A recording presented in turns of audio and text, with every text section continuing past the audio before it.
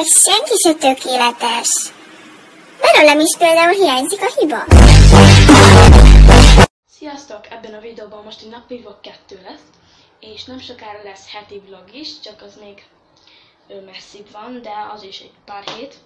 És bocs, hogy eddig nem volt videó, csak hát nem tudtam, most nem volt rá időm, nem is tudtam, hogy milyen tartalmat osszak meg, nem is írtatok meréseket, úgyhogy nem mindegy.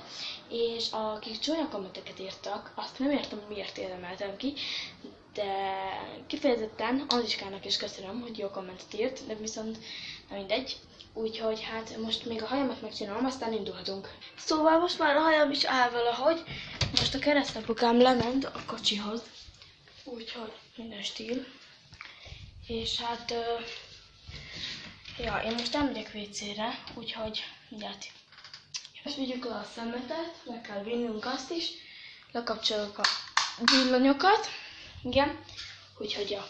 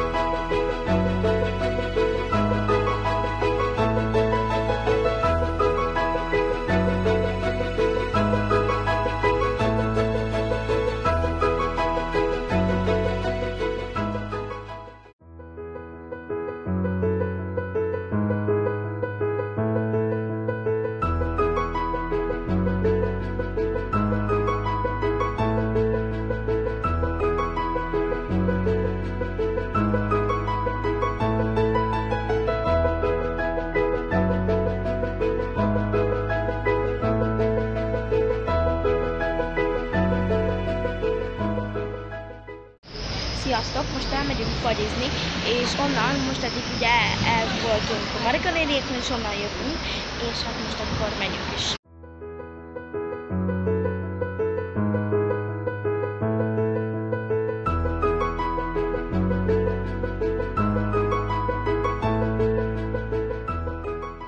Itt vagyunk az autómosóban. Sziasztok! Most itt moshatunk még, úgyhogy lassan indulunk, szerintem, de meg visszavisszük a másik kocsit, úgyhogy megyünk.